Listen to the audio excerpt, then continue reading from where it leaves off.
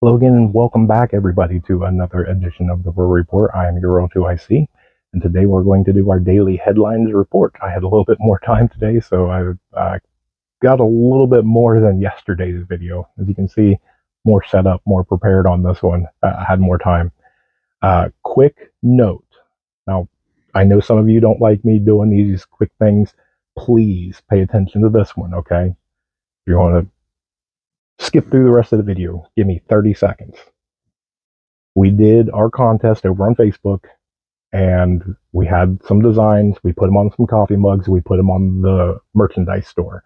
With all the confusion, which again I apologize for, we put them up there for I think a week and a half, 2 weeks, and I made it to where there was a $1 profit per coffee mug sold. And at the end of that time, which was yesterday, that I would take all the profit of that, which I don't get until the end of January anyway. But I was going to take all the profit of that, and I was going to match it dollar for dollar, and then I was going to donate it. So as of yesterday, I took all them mugs off. So they are done. They were a limited time edition. You cannot go buy them. They are done forever. So let me show you. What I'm going to put up here is going to be this picture right there. So we sold 18 mugs. That is $18. I took two of my own dollars, rounded it up to 20, and then I made my word that I was going to double it. So there's $40 made to Caleb House in a donation. So that way it is because of you guys. You guys made the purchases. We took that profit. I kept none of it. Actually, I didn't get any profit because I don't even get the money from that until the end of February, or end of January, excuse me. And so $40, and I paid the dollar something, so that way they don't have to pay the processing fees. But $40 from the profits by you and all the supporters. You know, you guys did all this. So we, as a prepping community, uh, we came together, we raised some funds, and I know it's not much, but every dollar counts. And so we took $40, and as you can see on the receipt, went straight to Caleb House. So thank you so much for all of the things that you guys continue to do to help support good causes like that. All right, let's jump straight into this video. So I don't know why I scooted over, because I'm going to have a bunch of things I want to show you guys today. So let me move back over. So look at this video right here. So here's a video that's posted by Historic Vids, and it is showcasing a massive hole that has been identified in the sun, and this is expected to unleash an ultra high-speed stream of solar winds directed at, you guessed it, planet Earth. So that could have a whole bunch of implications. I know some of you hate it. It's a wait and see. We'll wait and see what happens. Could be a whole bunch of, nothing. Could be some minor stuff. Could be some major things. I hate the timing of it, but just want to put a pin in it. Beware. Next, let me take and showcase this video right there.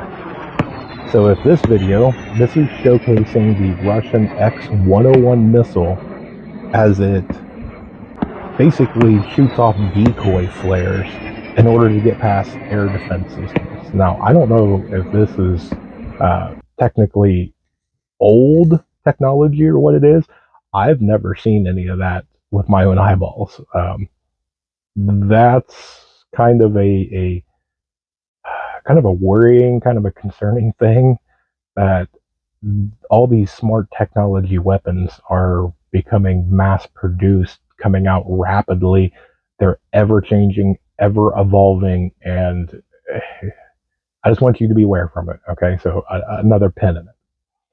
All right, so next, speaking of Russian missiles, if you heard the report of yesterday, that the supposed Russian missile was launched across the border into Poland and crash landed into Polish territory. Well, Poland came out and reported that they sent 500 military personnel and deployed them out on a search mission to try and find any sort of pieces or wreckage of this missile. And they have come out and said that they're unable to find any traces whatsoever. Okay. uh, we'll keep an eye on that one because it's a lot to go through and do allegations and not have evidence. Now, I'm not supporting or putting down either side, but when you give an accusation and there's nothing to back it up with, uh, you know, now granted, I'm sure that they're going to come out and they're going to say, well, here's radar indicated, by 5 different of our friends and all this other stuff, and maybe it's true, maybe it is. I have no idea, but when you can't hold something physically in your hand that is irrefutable, proof. Here is a Russian-made missile. It is on our, territory. It's hard to deny that. But it's interesting that they came out and they admitted they can't find any peace. Okay, data point. Next, the Houthis continue their naval attacks as they strike a Maersk ship, which is a container ship, that looks like they hit them with a missile and then tried to continue the attack. They launched a ballistic missile and some drones, which were then successfully shot down by the U.S. Navy. So the Houthis then sent out 4 small speedboats in order to try and kind of pirate the container ship, kind of board it. Looks like what the U.S. is saying is that the patrol helicopters, I believe is what they called them, ended up intercepting these, and they successfully took out 3 of the small speedboats, killing all on board, and the 4th one got away. What I find interesting about this story is that straight out of CENTCOM it says that the patrol helicopters acted on self-defense, which I don't think is true, but I mean, the U.S. military acted in order to save a vessel. That's at least my opinion. I don't know how self-defense comes into play on that, but yeah, we'll see. Now it is public knowledge, though, that the United States military actively, while on a deployment, have killed Houthi people. So I'm sure there's going to be some sort of retaliatory strike. There's going to be a bunch of threats made back and forth. I saw that there's talks that Britain, for whatever reason, is planning on doing launching some sort of an assault on them. So escalation, tensions continue to rise. They ratchet up, and so it's just another data point. Speaking kind of tensions, let me move over. So right here, this is a map that showcases the most dangerous countries to visit while on the holiday. And if you notice, they showcase the different countries all in different shades of red. For my eyeballs, there's one populated country that's not shaded red. Some are light red, some are dark red. I don't know how much I agree with the map 100%. I mean, I would agree with it for the most part, but yeah, there you go. All right, so let's continue on. Speaking of threats and everything else, who else is better at it than Kim Jong-un of North Korea? Now, he comes out and he declared that if the United States or South Korea tries to confront North Korea militarily, that his nuclear forces deterrent will respond in kind. So, he just continues to kind of spout off on all this. Does he know something that we don't know? We're at the mercy. We're miles, thousands of miles away. We don't know really what's going on over there. We are subjected to what we can be told by people that we're supposed to trust with information that, again, we're supposed to trust is true. We'll see what comes out of this. Hopefully this is just him being him and just empty words and idle threats. So, but he did further continue saying that unification of the two countries is now no longer possible. So again, I don't know if something has changed, but then again, I don't know if I've ever really heard him seriously say that he wanted to have South Korea.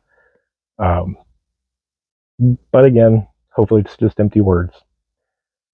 Next, right before I came on, there was a lot of reports coming in of widespread power outage throughout Sudan. There's not a whole lot on it about things going on right now. We've been talking about Sudan for a little while. It's one of those data points. It's a country that you probably need to keep on your radar.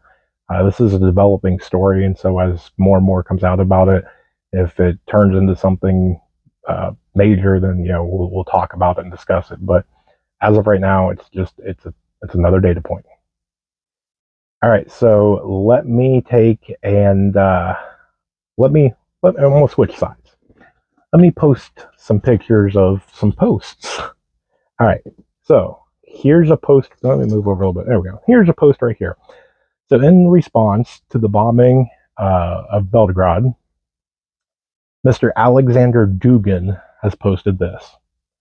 Quote, very soon Russia will revoke the acknowledgement of sovereign status of Ukraine. It will be regarded as terrorist entity without any legal right to exist. And I continues to go on as you can go through and read. But that's a bold statement to make. Okay. Now I understand, that there was allegedly cluster munitions in the bombing of Belgrade, but uh, you know, tensions are high.